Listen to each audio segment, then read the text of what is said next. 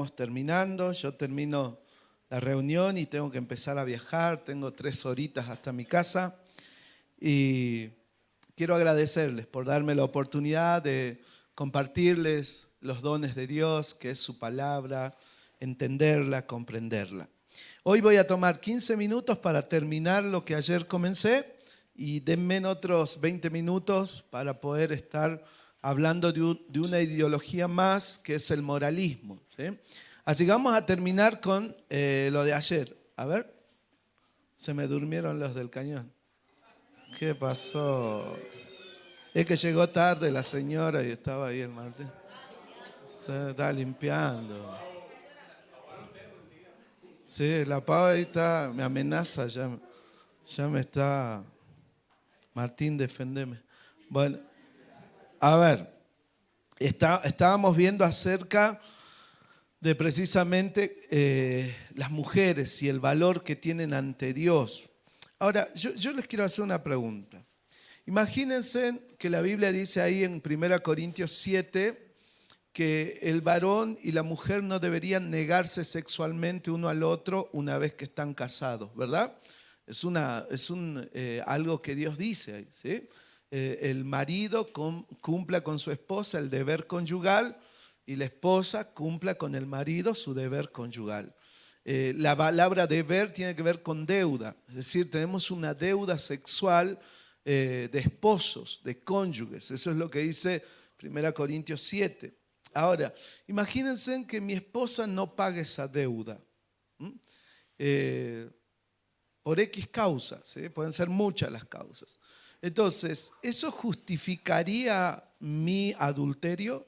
De irme con un amante y decir, bueno, pero mi esposa no cumple su deber conyugal, yo soy un hombre, tengo deseos sexuales y de alguna manera tengo que satisfacerlos y eso supuestamente podría justificar mi adulterio. Hay varones que lo piensan así, en el mundo e incluso dentro de la iglesia, Porque yo he encontrado adulterio en la iglesia justificado por esa causa. ¿Por qué adulteraste? Y porque mi esposa no me cumple. Entonces, así también, yo te hago una pregunta. ¿El feminismo está justificado por el machismo? ¿El machismo es malo o no? Sí, es un pecado.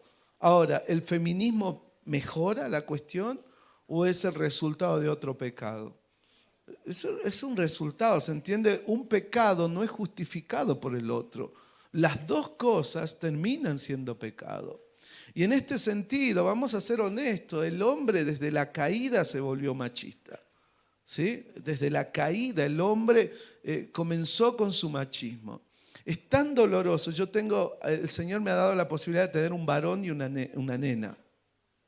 Pero a mí me encantó entender, por ejemplo, cuál es la diferencia social que ha generado el machismo.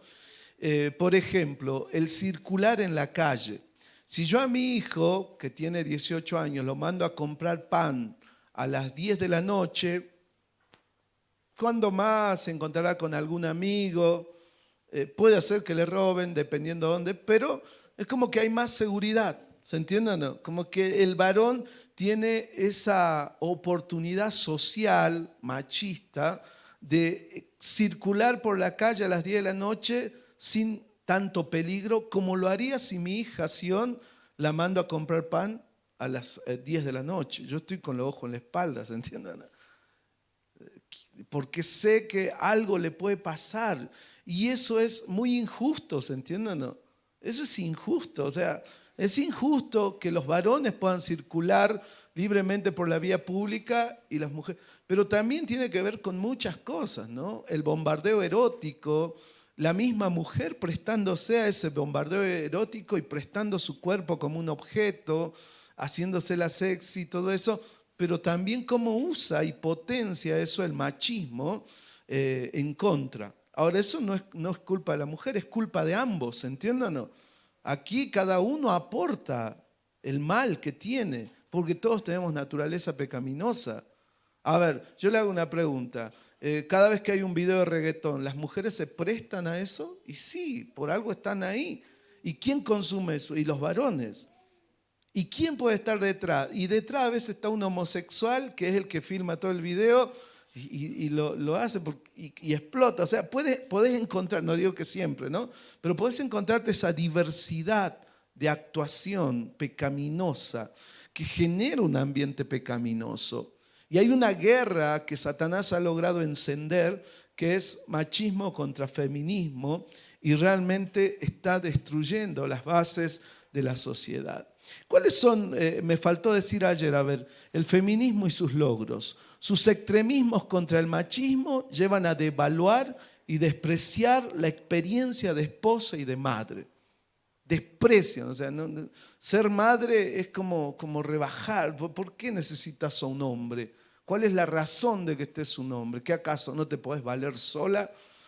Ser madre también, ¿no? O sea, desprecian eso. ¿Cómo que vas a tener hijos? Tienes que ser una chica realizada, que tiene todo su tiempo para sí misma, no dependes de nadie. Es como que exaltan esa forma de vida. Niegan la diferencia de sexos, es algo que se da en manera natural la diferencia. A ver, la parte gonadal, las formas. Cuando estás con un travesti, bueno, ahora se armonizan mucho, ¿no? Y hay muchos cambios. Pero normalmente te vas dando cuenta, si no es por la voz, ¿viste? Habla, a menos que se haga una operación acá, pero, o sea, vos te das cuenta, ¿es él o ella? Bueno, es él, siempre ha sido él, nada más que, bueno, se ve eso. Entonces, hoy vas a encontrar realmente todo eso, ¿no? Pero el sexo ha venido definido por una manera natural, que en la niñez se expresa incluso en la forma de jugar, de entretenerse, en la convivencia con el otro sexo. ¿Sí? Por ejemplo, hay nenitos que no le quieren dar la mano a la nena en ciertos momentos. ¿Sí? Dicen que no. Y vos decís, ¿quién les enseñó? Capaz que su papá es machista. Pero tal vez no. Simplemente optan porque hay una naturaleza que los lleva instintivamente, podríamos decir, a esas formas de expresión. De más está decir que hoy no voy a poner del color, ¿viste? El color dice, bueno, rosado. Hoy ustedes saben que la moda ha multiplicado todas las opciones. Puedes usar el que te guste. ¿Sí? Entonces, eso. Pero hay ciertas conductas naturales que surgen de hombres y mujeres. Y la gran pregunta, ¿eso es porque hay machismo? ¿Eso es porque hay feminismo? ¿Cuál es la razón? ¿Por qué entonces se intenta homosexualizar al niño desde la infancia si realmente él se podría expresar por sí solo como trans? Pero es que le meten tantas cosas porque saben que tienen que lograr esa expresión.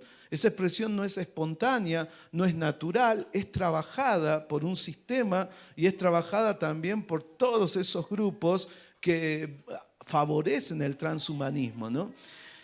¿Qué más? El feminismo busca reprimir cualquier forma de espontaneidad natural e imponer ideología y el comportamiento, como homosexualizar a los niños, exagerar los gestos y el lenguaje caballero como gestos machistas. Y a todo esto, a veces se quejan de que los hombres son brutos, burros, ¿sí? Perdón, ¿sí? No son caballeros. Pero hoy fíjate cómo está. Uno puede ser caballero y se encuentra con una feminista y te dice, ¿por qué me abrí la puerta del auto? ¿Qué acaso yo no me la puedo abrir sola? Y son así, ¿viste? Entonces vos decís, a ver, el hombre no sabe si ser o no ser caballero. ¿Cómo lo puede interpretar? Ahora, eso no justifica, chicos, ese pecado de bestialismo que tienen en su comportamiento muchos, no justifica.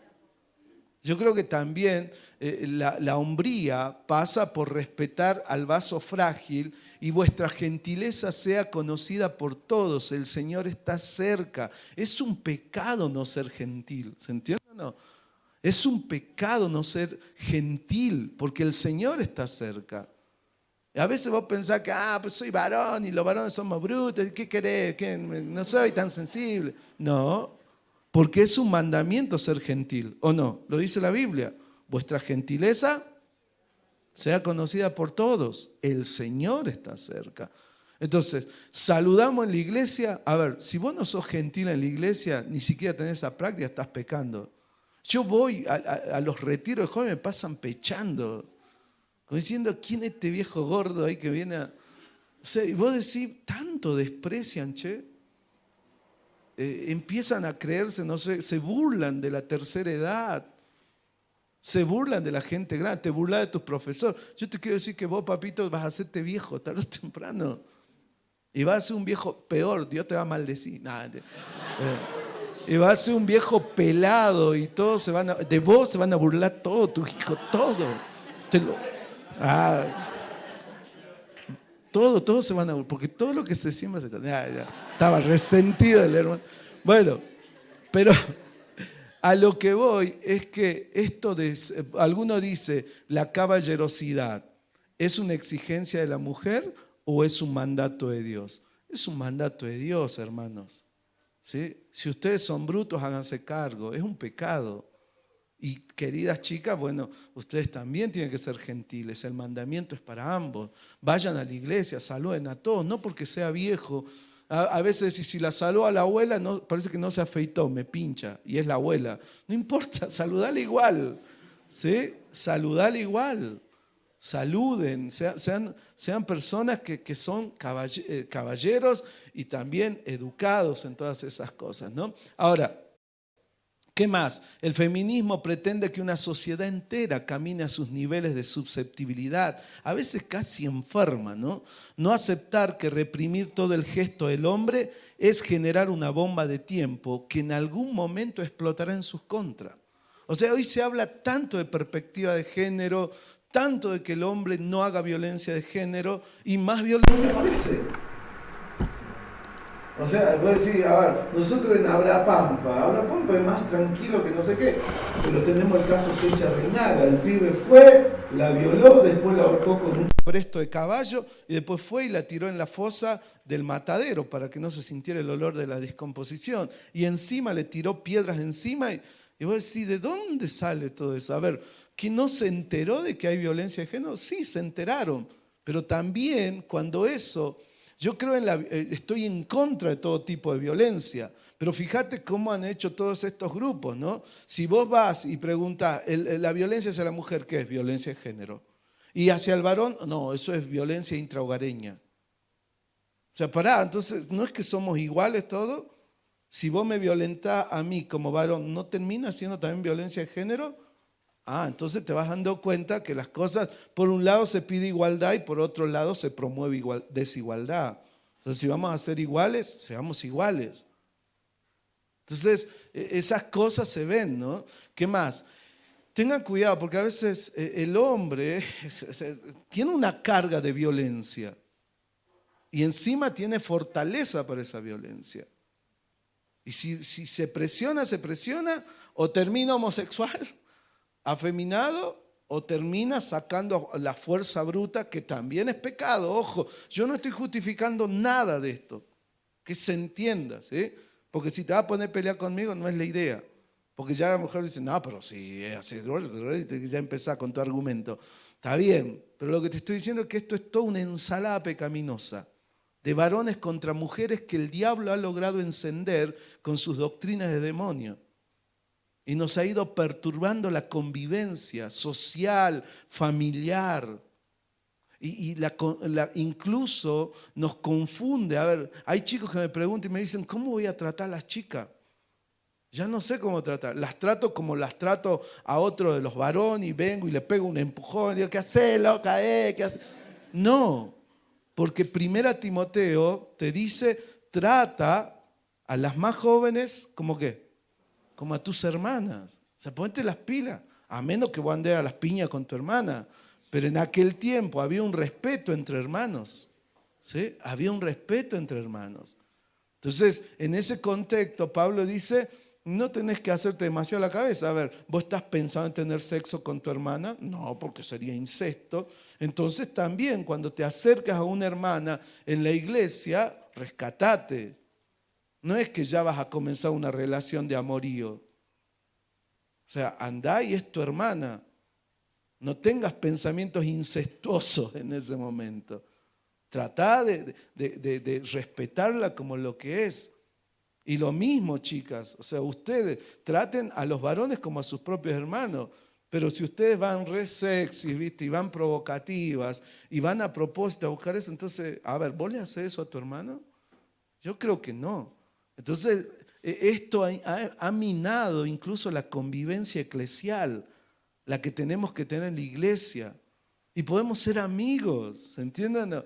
Y podemos ser hermanos en Cristo. Y disfrutar las diferencias como también disfrutar los complementos que nos damos unos a otros. Dejen que tengan amigos, pero ¿por qué a veces se coarta la amistad en la iglesia? Por la iniciativa mala que tienen ambos sexos, ¿entienden? Entonces el pastor, ¿qué tiene que hacer? Coartar eso y decir, dejen, no, estás demasiado tiempo con esa mujer, estás demasiado tiempo con ese hombre, porque las iniciativas y las motivaciones con las que se buscan los del sexo opuesto no son sanas, no son puras, son sucias. Entonces, ¿qué tiene que hacer? Tiene que haber un policía que dice las nenas con las nenas, los nenes con los nenes. Porque si se mezclan con malas intenciones. Entonces volvamos a recuperar la sana intención de por qué estoy con el sexo opuesto. ¿Para qué estoy? ¿Qué intenciones tengo? ¿Qué motivaciones me mueve a charlar con el del sexo opuesto? ¿Se entienden? Entonces yo creo que tenemos que recuperar. Pero esto del feminismo y el machismo ha ido minando un montón de cosas, chicos. Ahora, negar sentido biológico propio de las especies animales. ¿Por qué el macho busca a la hembra? Fíjense en que eso es parte ya de la naturaleza. Yo criaba chivos y la chiva se paseaba por ahí, ¿viste? Y estaba, le decíamos el checano, ¿no? Y él la perseguía y la cortejaba, ¿sí?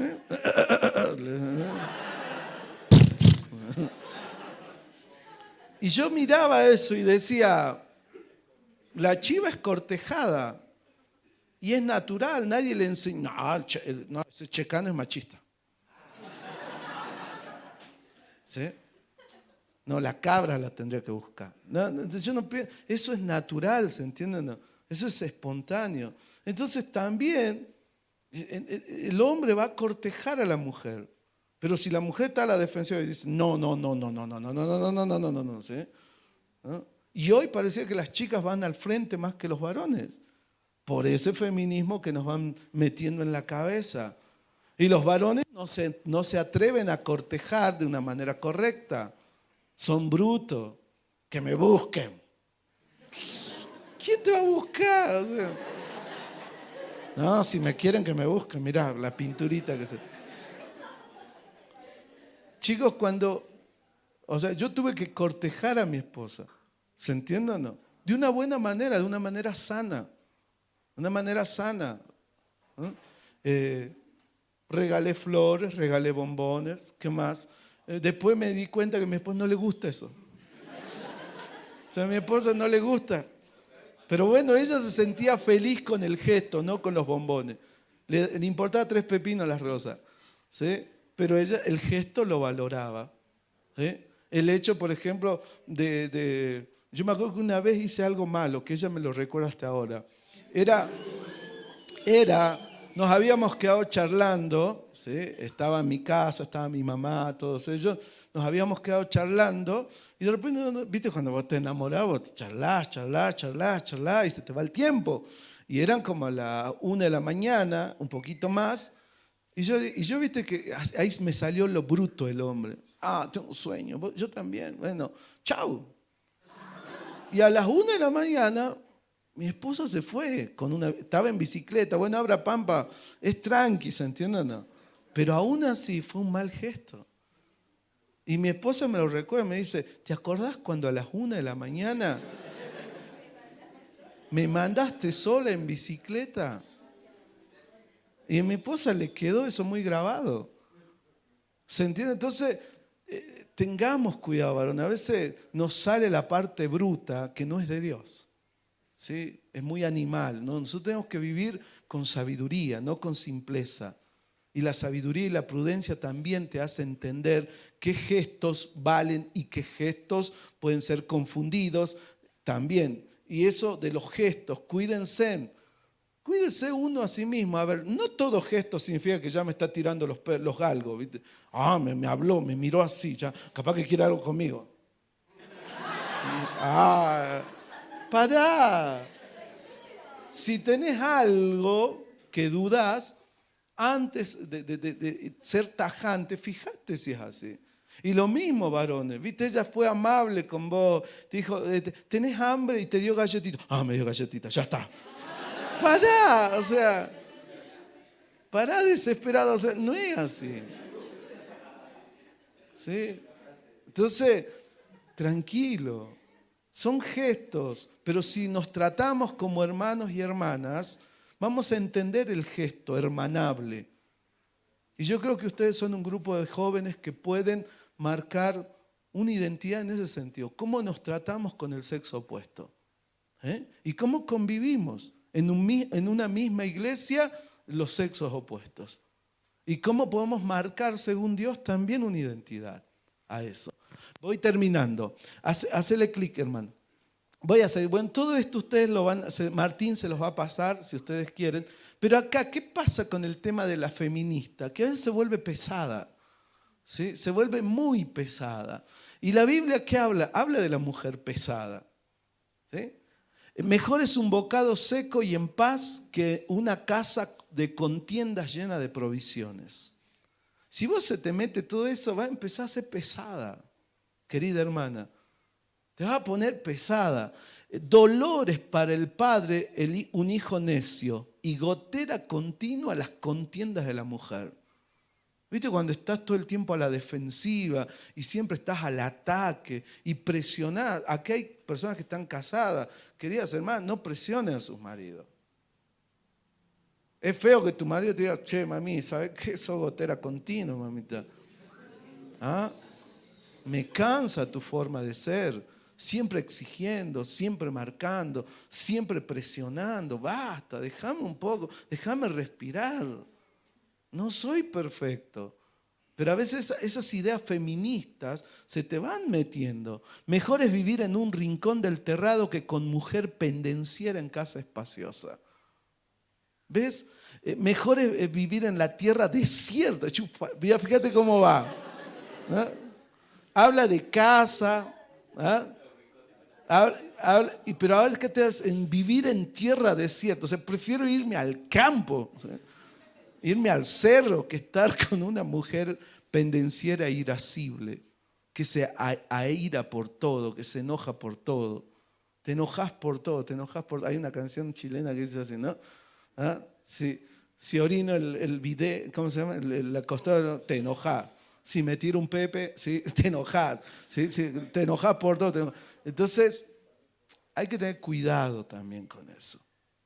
Hay que tener cuidado porque a veces el feminismo se te puede meter y empezás todo el tiempo, ¿no? Gotera continua en tiempo de lluvia y mujer pendenciera son semejantes. Pretender contenerla es como querer refrenar el viento o retener el aceite en la mano derecha. Si te volvés feminista vas a corretear a los hombres de tu vida. Por más que vos digas, no, pero es que ellos no se atreven, así me tienen, ¿sí? Yo soy mucha mujer para ellos. Mucha mujer.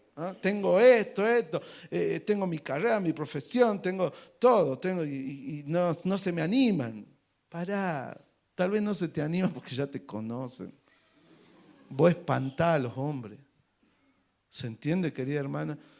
Pero es diferente. O sea, yo soy honesto. Sé que puedes estar en desacuerdo y decir, dile así a los changos. Ayer ya se los di. Ya les dije y ahora también. Pero fíjate que esto es Biblia. No se me ocurre a mí justo. Que usted escogió todos esos pasajes. Esto, si lo llevamos al otro lugar, sería que el hombre pendenciero que se aira también es pesado. Gente hinchada, ¿para qué te vas a casar con alguien que es así, pesado, que te hace infeliz los días, infeliz la vida? Todo porque o es machista o es feminista. O es un machista y una feminista juntos bajo el mismo techo. ¿Sabe qué? Ucrania y Rusia. Y los hijos, lo feo, nada sea que ellos sufran. Yo te digo, esto te lo digo con mucho dolor. con mucho dolor. Yo hay veces que me dan tanta rabia los matrimonios de la iglesia que se pelean, que a veces me da ganas de decir, más sí, mátense. Porque lo hacen una y otra vez y vos le aconsejás y siguen en sus mismas posturas. En serio, a veces me da ganas de decir, más sí, mátense, terminen esto.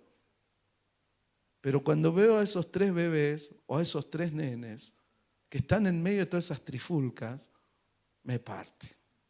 Porque yo fui hijo y sé lo que es vivir en esas condiciones y me rompe. Entonces, ¿sabes por qué ayudo a los matrimonios? A veces porque les tengo paciencia y amor, porque los tengo que amar, pero a veces lo hago más por sus hijos, porque es un desastre vivir así.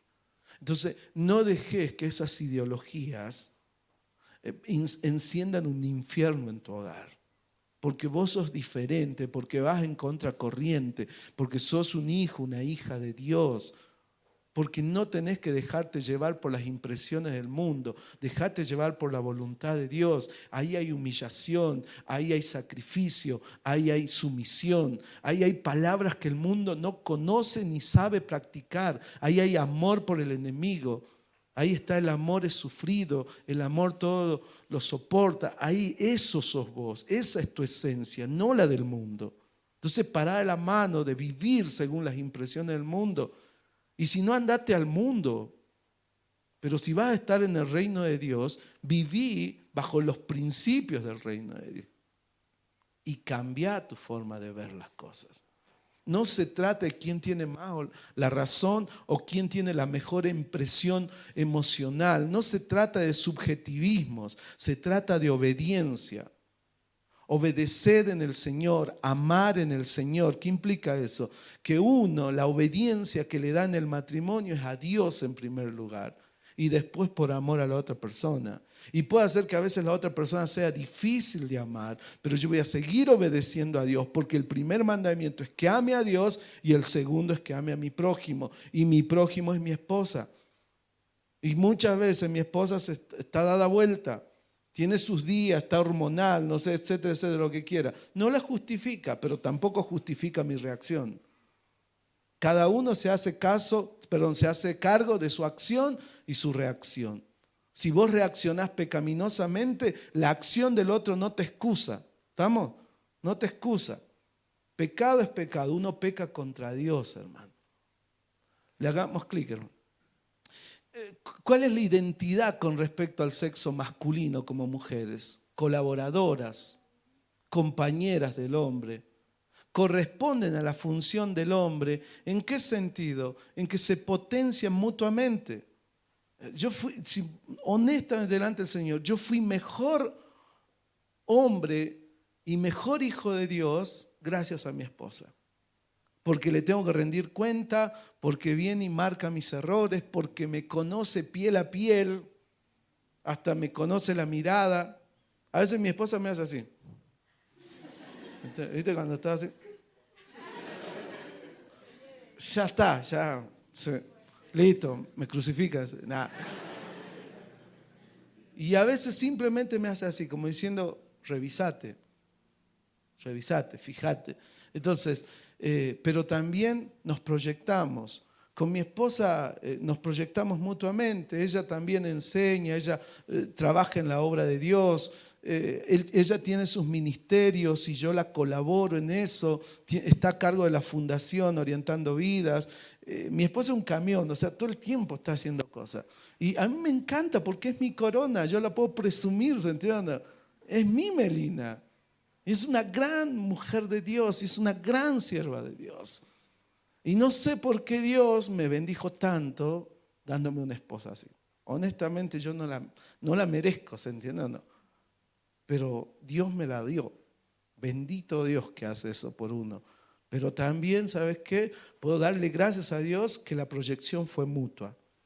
Si hoy yo puedo ser un mejor siervo de Dios es porque hay una sierva proyectándome funcionalmente y yo también puedo proyectarla a ella. Concibe y cría a los hombres. Queridas mujeres, ustedes les ponen la base a los varones. ¿Se dan cuenta de eso? O sea, a ver, aquí todo varón que está acá, la primer base no se la puso su papá. porque su papá tiene que salir a trabajar y tiene que estar haciendo cosas, porque de alguna manera naturalmente hay una unión única y vital de mamá a hijo, sea varón o sea mujer. Y ustedes de alguna manera dan a luz a un varón, pero también dan a luz al sistema, a esta cultura, a este contexto, a esta generación. Crían un varón para esta generación. Entonces, fíjate qué importante fue el trabajo de, la Biblia habla de Loida, de Eunices. No hubiera un Timoteo si no hubiera una mujer que se hubiera encargado de ponerles bases claras a los varones. Bendita mamá la que yo tengo, que cuando me iba a bailar y no quería saber nada de Dios, llegaba a las 5 de la mañana y encontraba una mujer con su velo orando al pie de la cama. Bendita mujer de Dios que cuando vivíamos en el campo, acostado en cuero, me enseñaba a cantar himnos. Yo me sé himnos de memoria porque mi mamá me enseñaba. O sea, bendita mujer de Dios que me puso bases de bendición. Y cuando necesité buscar a Dios, había tenido una guía que me había dicho, allá está, ahí está, búscalo. Y lo busqué. Yo fui, ¿sabe cómo yo me convertí? Porque mi mamá, a pesar que yo era medio ateo, me había metido en el satanismo y tantas cosas. Mi mamá, antes que me fuera a Buenos Aires a estudiar, me trajo su Biblia y me dijo, hijo, te doy lo más preciado que tengo, mi Biblia. Y yo la llevé como que, esta es la de mami. Sí, mi vieja es religiosa. Y la dejé ahí como un hermoso adorno. Pero cuando estuve a punto de suicidarme, esa Biblia que me dio mi mamá fue la que yo agarré un domingo y me fui solo a una iglesia cristiana evangélica. Porque una mujer me había puesto las bases de fe. ¿Se entienden? ¿No? Entonces, queridas mujeres, ustedes tienen un tremendo trabajo en la vida de los varones. No se metan en esa riña tonta. Déjenlo al mundo, ahí está el ring de ellos. En su ignorancia y Satanás los está haciendo bolsa. Nosotros estamos para otra cosa. Nosotros vivimos para otra cosa. La mujer es capciosa, comunicadora, creativa, capaz.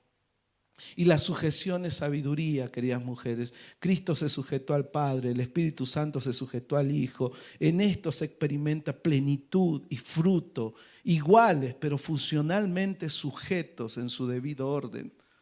O sea, la sumisión es algo grandioso, grandioso. La iglesia que sabe someterse unos a otros es una iglesia que tira. Es impresionante la fuerza y el poder que tiene. La iglesia que no sabe someterse unos a otros compite y se desangra a sí misma todo el tiempo. La sumisión es maravillosa. Y no solamente para las mujeres, para nosotros los hombres. Aprendamos, ahí Efesios capítulo 5 arranca con someteos unos a otros y después habla de lo que también le corresponde a la mujer. Pero la sumisión es maravillosa. Le hacemos clic, hermano. ¿Cuál es la tentación de la mujer? Ser competencia antes que complemento. Su tentación es percibir con discernimiento carnal, sin discernimiento espiritual.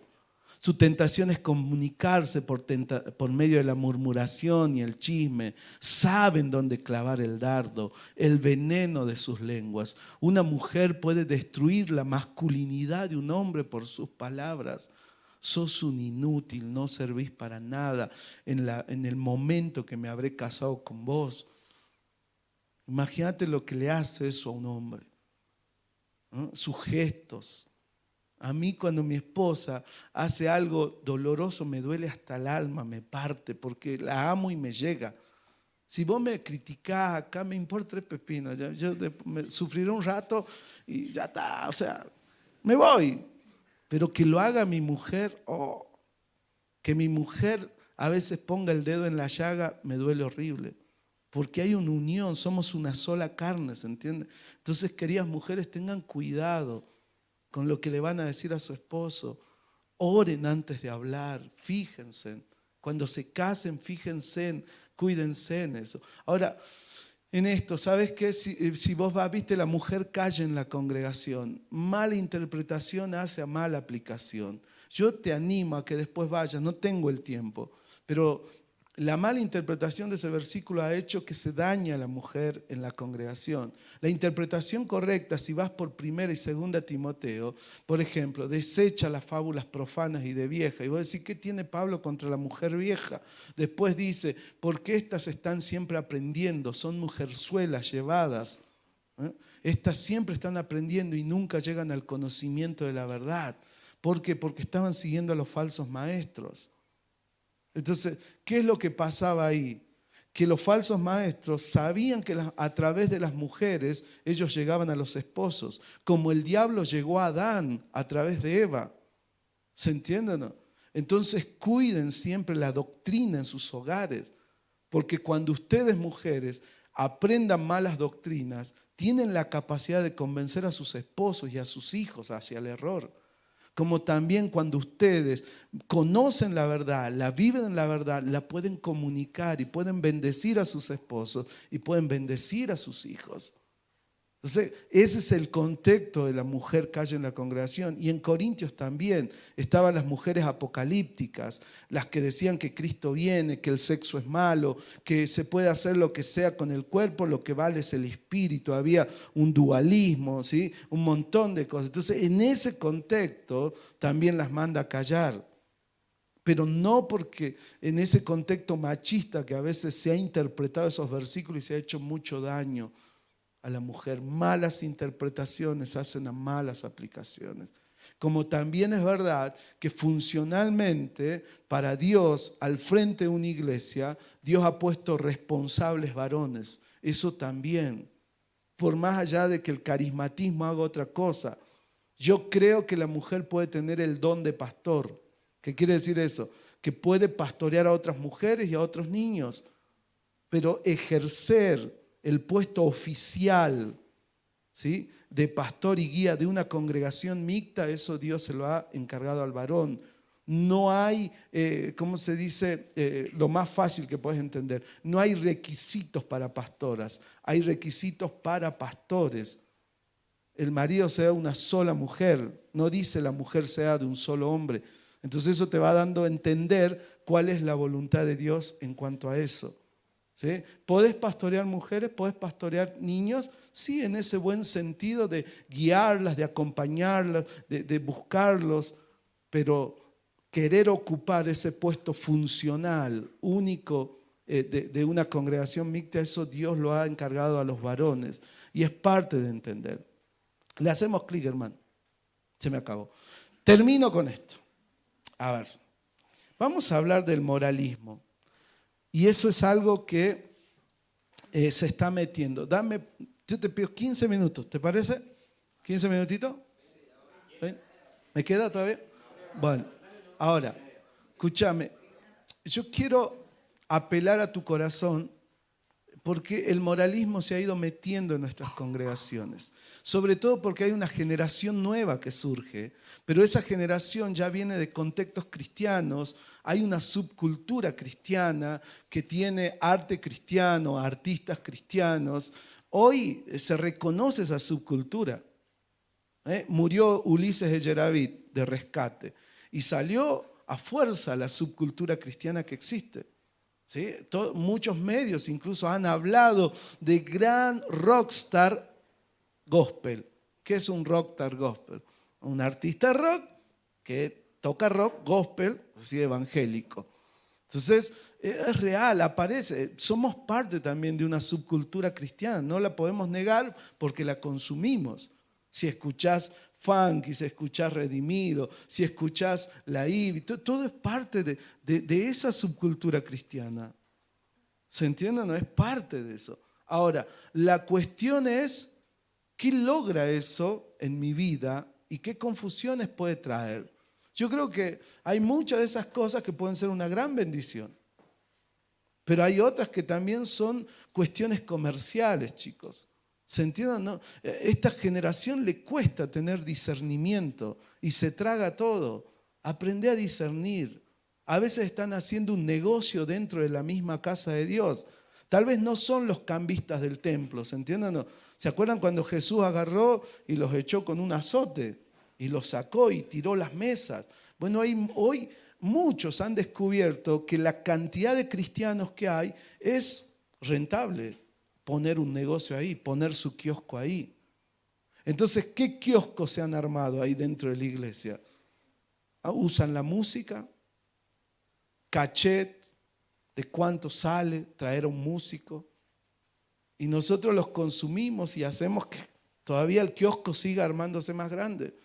Gente que se dedica a la vestimenta cristiana, ¿qué más? Gente que se dedica incluso a los institutos de teología, porque se han dado cuenta que hoy las academias son rentables, ¿o no? O sea, te enseño, por ejemplo, no sé, aduana.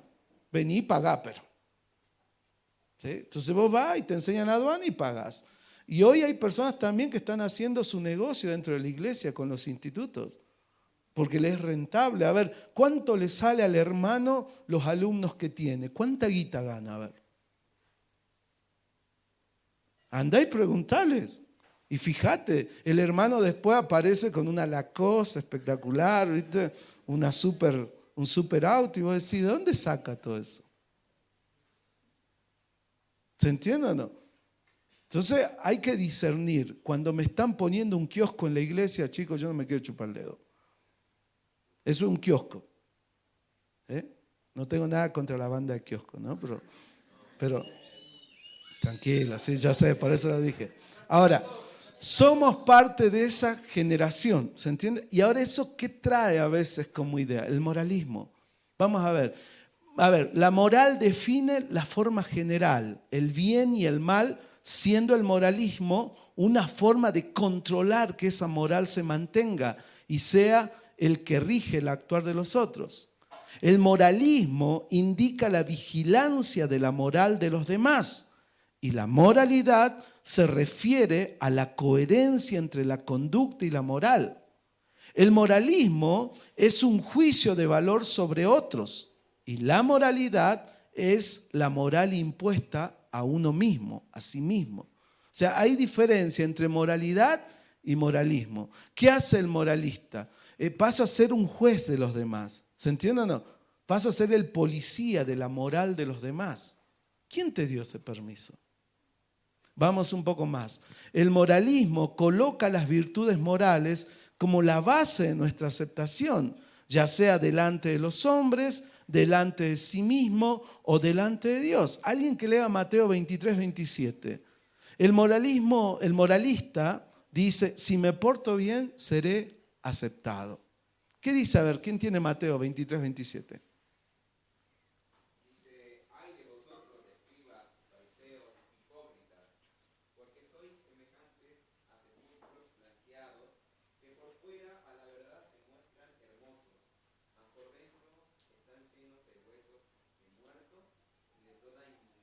Muy bien. Los fariseos eran moralistas. Hubieron muchos escritores griegos, Platón, otros que eran estoicos como Séneca y tantos otros que fueron moralistas. ¿Sí? Se escribieron libros sobre la moralidad, pero eso no significa que eran salvos, no significa que eran creyentes. Entendían el orden natural, lo defendían. ¿Se acuerdan que el orden natural lo tienen todos los hombres? Entendían la ley natural, pero eso no significa que eran salvos. Ahora, ¿qué está pasando dentro de la iglesia? Que hoy empiezan a venir pibes a la iglesia o han nacido en familia cristiana y vos te das cuenta que no son creyentes. Que hacen lo que los padres le dicen, anda a la iglesia, anda a la escuelita, anda al club de jóvenes, anda, y él va. Y se da cuenta que, a ver, cuando yo me porto bien, ¿cómo me alaban? Me dicen, qué buen pibe, qué hermanito, hasta el anciano me felicita. ¿Sí? Entonces, él entiende que si me porto bien, ¿qué voy a hacer? Aceptado. Y le conviene. Entonces, de alguna manera, se acomoda a ese contexto.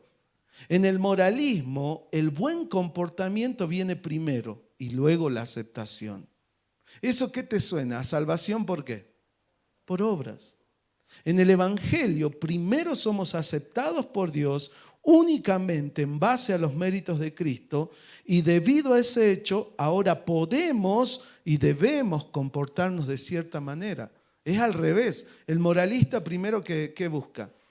Buenas obras, ¿para qué? para ser aceptado. Pero el Evangelio, ¿qué nos muestra? Primero ser aceptados. ¿Por medio de quién? De Jesucristo. Y después, ¿qué vienen? Las buenas obras. Porque una fe real se manifiesta por las buenas obras. ¿Sí? La fe sin obra es muerta. Vamos un poco más. Mirá. El Evangelio, queridos, solo es amor, es vida sana, decencia, valores. El punto del Evangelio es ser correctos, pulcros, educados nada más. ¿Cuál es el punto del Evangelio?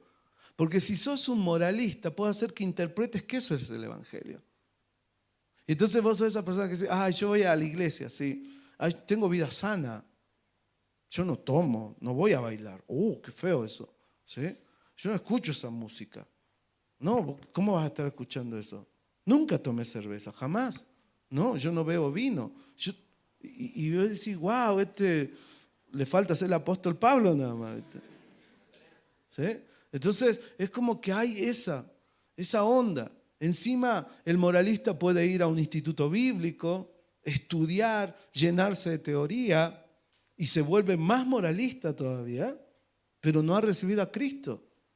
Yo he estado en institutos bíblicos donde alumnos han tenido que recibir en tercer año recién a Cristo en su corazón. Pero eran pibes intachables, relojitos. Yo era un desastre a su lado.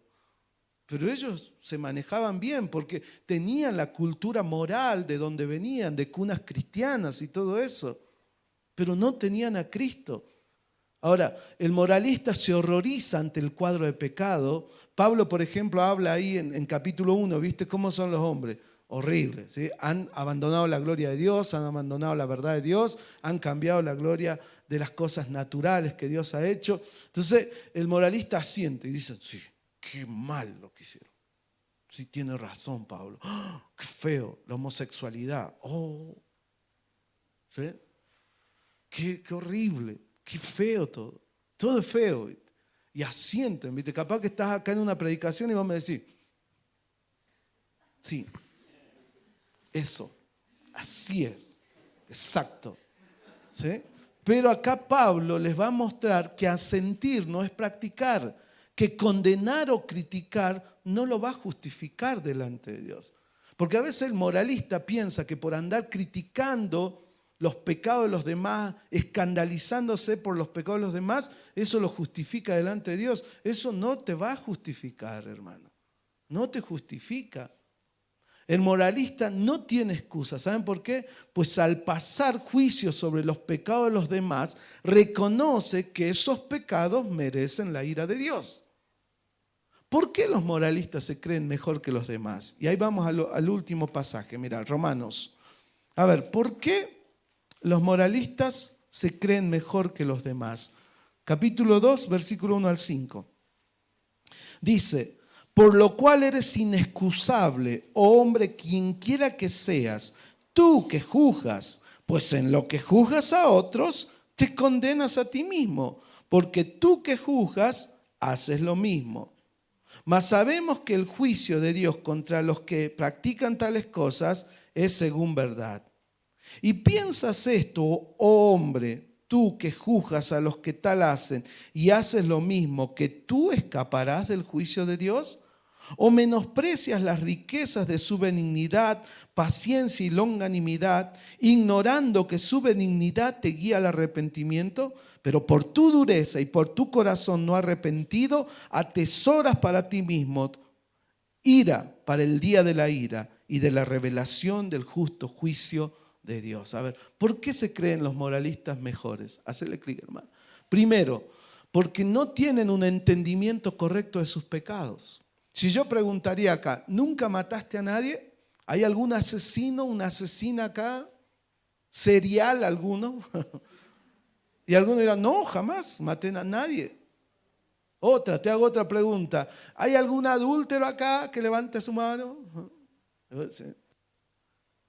¿Hay algún fornicario que levante su mano? No, nunca me acosté con nadie. Estoy limpito. Pero Jesús va al hueso y dice, oíste que fue dicho, no matarás, pero yo os digo que cualquiera llame racá, inútil, estúpido, a su hermano, es culpable de juicio. El moralista no ve los pecados como Dios los ve. Oíste que fue dicho no adulterarás, pero yo os digo que cualquiera que mire a una mujer para codiciarla, ya adulteró con ella en su corazón y es culpable de juicio. ¿Ves? El moralista a veces no ve el pecado como Dios lo ve. Por eso a veces se duerme incluso cuando se le está exhortando, ¿viste? Como que no le llega. No me llega, no sé, no me llega. Es que sos un moralista. Y es más, has cauterizado tu conciencia a la palabra de Dios pensando que estás bien y te estás yendo al infierno. Ya no te llama la atención porque has vivido tanto tiempo empapado de las verdades de Dios, pero nunca fuiste salvo. Te endureciste. Y de alguna manera lo feo es que esa dureza de corazón te lleva al infierno. No te llega ya la Biblia. Ahora, la razón por la que se cree mejor que los demás es porque no se conoce a sí mismo y no ve como Dios lo ve. La Biblia dice que un día Dios juzgará los secretos de los hombres. Capítulo 2, versículo 16 dice, en el día en que Dios juzgará por Jesucristo los secretos de los hombres conforme a mi evangelio. El moralista tiene una fachada, ¿se entiende?, de moral. Pero ¿qué hace a solas? ¿Qué piensa en su interior? ¿Qué hay? ¿Qué secretos tiene? Porque eso es lo que Dios ve. Eso es lo que Dios ve. El moralista se conforma con la fachada externa nada más. Soy un buen pibe, leo la Biblia, voy al grupo de jóvenes. ¿Eh? Pero ¿y qué hay en tus secretos? A ver, ¿qué sabe Dios ahí? A mí me asustan a veces cuando empiezan a... Algunos hasta se hacen teólogos, muy, ¿cómo te puedo decir? Como que, wow, decir, quieren impresionar con su santidad, quieren impresionar con su cordura evangélica. Y a mí me asustan esos pibes, porque no sé si son reales o no. Peor aún que no tengo evidencias para condenarlos porque son morales. ¿Se entiende? Qué difícil es. Pero yo te quiero decir algo, que Dios no es como yo. Yo tal vez no encuentro evidencias para condenar tu moralidad, pero Dios sí la sabe, porque Dios juzga los secretos de tu corazón. ¿Qué más? Lo que condena el moralista es su incapacidad de ver sus pecados en la misma dimensión que ve los pecados de los demás. Generalmente el moralista es hipercrítico. Casi es un hipócrita, hijo del diablo, porque ¿quién es el acusador? El diablo. Y vos vas a encontrarte con el moralista y es crítico. Crítico, todo el tiempo está criticando. Siempre está encontrando algo que criticar. Y a mí me asustan. Yo digo, tenés una cuota de compasión, una cuota de amor, porque lo único que veo es condena y crítica. Hablás, abrís tu boca y sale crítica y condena y juicio. Entonces, algo te está pasando. Puede ser que no tengas a Cristo y lo único que haces es no tener misericordia, compasión ni amor de Dios porque no lo tenés. No podés dar lo que no tenés, no podés ser lo que no sos. Entonces, ponete a pensar cómo está tu vida. Si sos hipercrítico, llámate la atención. ¿Por qué soy así? Cuando yo recalco algo, marco algo, ¿lo hago con amor o lo hago para sentirme mejor conmigo mismo o hasta a veces para sentirme superior al otro? ¿Por qué marco lo que marco? ¿De qué manera? ¿Con qué intención? A veces embarrar al otro pareciera que me exalta. Está en el horno, ¿eh? Te va al infierno así. Te va al infierno así. Entonces, ¿eres más compasivo con la falta de los demás al ver tus propias faltas? ¿O te sientes superior a los demás? A ver, cuando alguien cae, a ver, suponete que hay alguien compitiendo, el moralista compite con otro moralista. Y cuando el otro moralista se manda macana, él se alegra. Dice, yo sabía que se iba a caer. ¿No? Yo sigo fiel, sigo firme. Se cayó, es como un morbo interno, ¿se entiende? El moralista tiene ese morbo interno de decir, uno menos en el camino. y sigue trepador en las cosas, porque trepa en las cosas de Dios, es un trepador eclesial. Tenés que tener cuidado, porque es capaz de trepar hasta el mismo ancianato.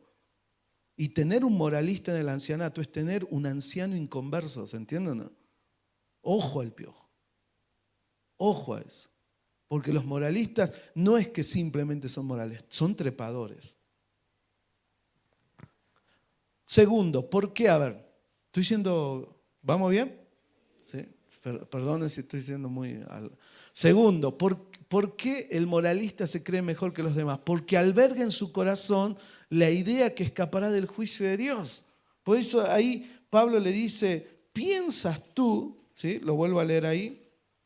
Dice, ¿y piensas esto, hombre, tú que juzgas a los que tal hacen y haces lo mismo, que tú escaparás del juicio de Dios?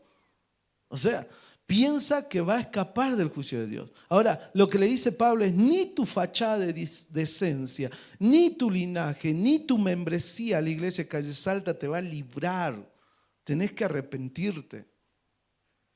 Pablo dijo ahí, cuantas cosas eran para mí ganancias, las estimo como pérdida. Y él te dice, yo era hebreo de hebreos. En cuanto a la ley, fariseo, irreprensible en la ley, todo lo cumplía. Era re moralista. Pero ¿sabes qué? Estaba perdido. Entonces, yo hoy quiero apelarte, por favor, abrí tu corazón si no tenés a Cristo. Date cuenta cuáles son esas pautas que la dice la Biblia, no se los digo yo. No vine a traumarte tu decisión de salvación, pero sí vine a que revises tu corazón si realmente tenés a Cristo o no lo tenés. Vamos a las dos últimas.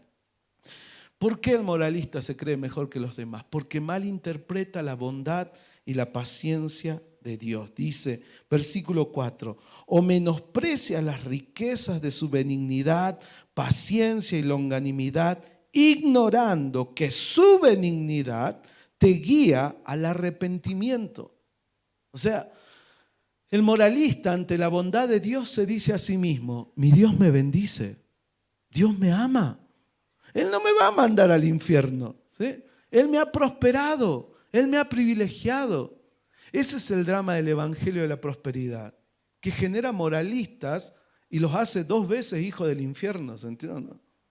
Ese es el drama del evangelio por milagros y cosas, porque les hace un milagro y tal vez hasta los sana, pero los manda sanitos al infierno. Ese es el drama, chicos. Y las iglesias mega, a veces vos decís, ¿cuánto de eso que está ahí, que son miles y miles, son verdaderos creyentes y cuántos son simples moralistas que están dentro de una iglesia? Tenés que preguntarte eso. A ver, Calle Salta es una de las iglesias más numerosas en cuanto a los hermanos libres. ¿Cuántos de ellos realmente son verdaderos creyentes y cuántos no lo son? Ustedes capaz que pueden presumir, ¿a dónde va Calle Salta? Oh, ¿sabes qué? No? Mi iglesia, así, llegan a borbotones, a montones. Todos quieren ir a Calle Salta. Es la iglesia, viste que cuando una iglesia se pone de moda, es horrible eso. Es horrible. Allá yo voy a Córdoba y se pone de moda, no sé, cita con la vida. Todos ahí, todo el piberío. Cada porque tienen super bandas, todo el tiempo. Les traen todos los músicos. Después dicen, no, ahora nos vamos a renacer. Y todo a renacer. Después aparecen los locos hippies, ¿cómo se llama la iglesia esta? Aviva. Y se pone de moda y todos aviva, ¿viste? Pues yo soy rockero, por fin encontré una iglesia acorde a mí. Pará, o sea, ¿qué andamos buscando una iglesia acorde a nosotros? Eso es lo que hace un moralista. Entonces uno tiene que ponerse a pensar, chicos. Y el moralista dice, pero Dios me bendice. Pablo le hace ver que es un presuntuoso por la bondad de Dios. El moralista puede decir, a mí me va bien en la escuela, ¿no? Me va bien en mi vida, hago vida sana, no consumo drogas, no fumo, tengo vida sana. El propósito de la bondad de Dios no es disculpar el pecado. El propósito de la bondad de Dios, ¿qué es? Estimular al arrepentimiento, ¿Arrepentimiento qué es? Abandonar el pecado, divorciarse del pecado. Es una disposición radical para hacer la voluntad de Dios. Eso es. O sea, ¿para qué sirve la bondad de Dios? Y yo te quiero decir algo. Mira, a veces vos pecás o no. Y a veces cuando vos pecás, ¿qué estás esperando? En la iglesia dijeron, al que ama, Dios ¿qué hace? Disciplina y azota a todo el que recibe por hijo. En la hora que habrán escrito ese versículo, ¿no? Pero entonces vos pecás y estás ahí, ¿viste? Y ya me la va a dar, ¿no? Y en ese día andás así como cuidándote las espaldas, ¿viste? Porque Dios parecía que te corre con un azote por ahí. ¿No? Capaz que me atropelle este auto, ¿sí? Estás re perseguido. Ahora, pasa el día, escúchame, nadie te atropelló, nadie te asaltó, nadie te hizo nada. Es más, al final del día, tu viejo viene y te regala un par de zapatillas, las que más te gustaban. Es más, al final del día, estabas buscando entrar a un trabajo y te llaman. Y vos decís, pucha, o sea, yo pensaba que me iba apartiendo y me llegan bendiciones. Y ahí está la cuestión, ¿cómo vas a interpretar esa bendición? Dice que el moralista, ¿cómo la interpreta? Ando bien, si no, no me vendrían todas estas bendiciones. Es un tarado, ¿se entiende o no? Porque interpreta mal la bendición de Dios. Pero el que es hijo de Dios, lo quiebra, lo rompe en dos. Porque el hijo de Dios sabe que es pecador, que le ha fallado a Dios, que ha pecado contra Él, que ha contristado al Espíritu Santo. Y encima Dios viene y te bendice. A mí me quiebra, loco. Porque muchas veces pensé que Dios iba a venir y patearme en el piso. Pero Dios vino con una bendición. Solamente para decir, te amo, no peques más. Te amo. Salí de ahí, cambia ese corazón, yo te amo. Y entonces uno se quebranta y realmente convierte su corazón a Dios.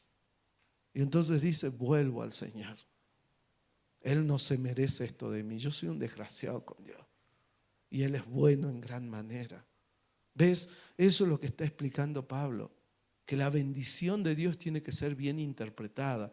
Pero el moralista está ciego. Para él la bendición de Dios lo justifica en su pecado. Él no quiere aceptar que la paciencia de Dios tiene fecha de vencimiento. Él ignora que la bondad de Dios lo guía al arrepentimiento. Ahora, cuarto, el moralista atesora ira para el día de la ira. Y ahí termino, chicos. Capítulo 2, versículo 5. Pero por tu dureza y por tu corazón no arrepentido, atesoras para ti mismo ira para el día de la ira y de la revelación del justo juicio de Dios. Te quiero decir algo, querido.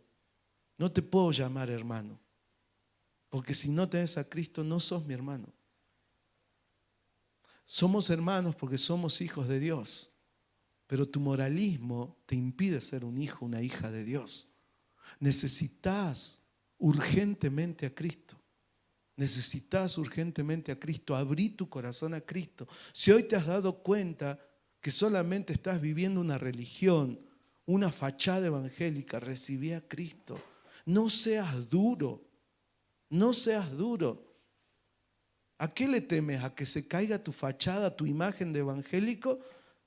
Tu imagen de evangélico y tu fachada evangélica no te sirven de nada. Te vas a ir igual al infierno. Necesitas recibir a Cristo. Él es el punto, Él murió por tus pecados y solamente por medio de Él podemos ir al Padre. Solamente en Él hay salvación, no en tus obras, entendelo. Porque estás atesorando ira para el día de la ira. ¿Sabes? A mí me encantó entenderlo así. Imagínate que yo estoy acá y esto es una represa. ¿Sí? Es una represa hídrica. Y yo sé que acá del otro lado de esta pared, ¿qué hay? Agua. Y se sigue llenando de agua, y se sigue llenando de agua. Pero un día yo sé que va a haber una inundación tal que esto va a colapsar. Y todo eso me va a ahogar y me va a aplastar. Eso es lo que está diciendo el moralista. Por su corazón no arrepentido está atesorando ira para el día de la ira, y cuando esa ira se caiga sobre vos, te va a destruir totalmente. Te va a destruir totalmente. Entonces es tiempo de arrepentirte. Es tiempo de abrir tu corazón a Cristo. Es tiempo de dejar tu fachada evangélica y correr realmente a los brazos de Jesús. Es ir a la cruz. Es entender que la humillación de Cristo sirve para un solo propósito: salvarte. Vamos a ponernos de pie.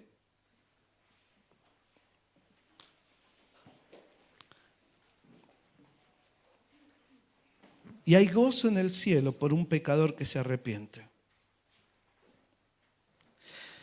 Yo hoy te pido, ¿no?, te ruego, como si el Señor rogase: arrepentite y abrí tu corazón a Cristo. Yo no tengo que impresionar a Dios. ¿Por qué? Porque ya Jesús lo impresionó por mí. No tenés que impresionar a nadie. Simplemente tenés que rendir el corazón a la obra que Cristo ha hecho. Y si sos creyente, ¿a quién querés impresionar? Tranquilo, tenés que parecerte a Cristo, porque solamente Él impresiona al Padre. Yo no tengo que impresionar a nadie, chicos. Yo no tuve que impresionarles a ustedes. Yo lo único que busco es la aprobación de Dios. Si estoy en Cristo, suficiente. ¿Y qué tengo que hacer ahora? Parecerme a Él. Entonces, ponete las pilas. Vamos a hacer 2 oraciones, ¿sí? Para aquellos que no tienen a Cristo en su corazón.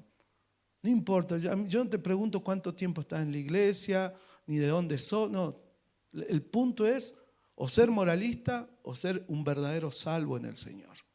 Esa es la cuestión. Vamos a cerrar nuestros ojos.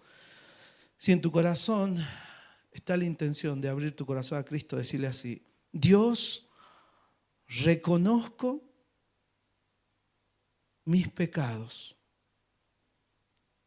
Reconozco mi ceguera. Pero también entiendo que la cuestión en todo esto es Cristo. No es una religión. No son mis buenas obras. No es mi moralismo lo que me salva. Es Jesucristo y solo Jesucristo. Creo que Él murió por mí y resucitó al tercer día. Y lo recibo en mi corazón como mi único y suficiente Salvador.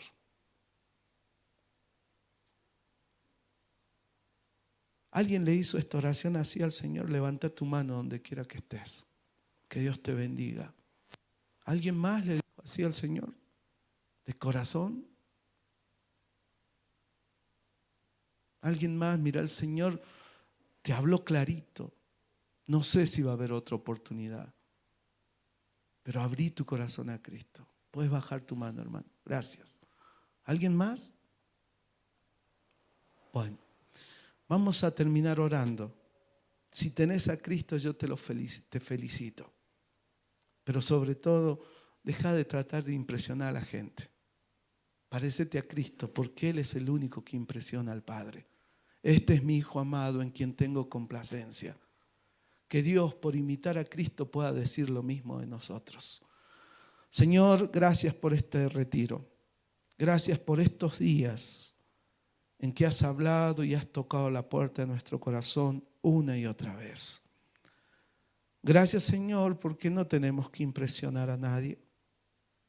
Sencillamente seguimos a Cristo, amamos a Cristo, queremos parecernos a Él, porque Él te agrada, Padre, porque Él es el único justo, porque Él es el que nos ha salvado.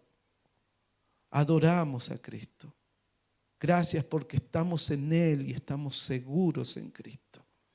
Y porque un día Él va a venir a buscarnos. Y Padre, hasta ese momento, ayúdanos a ser fieles y a proclamar a Cristo. Gracias por mis hermanos. Bendice, Señor, sus vidas. Cambia nuestros corazones para tu gloria. Te lo suplicamos en el nombre, sobre todo nombre, en el nombre del Señor Jesucristo. Amén. Que Dios te bendiga, hermano. Gracias por la atención.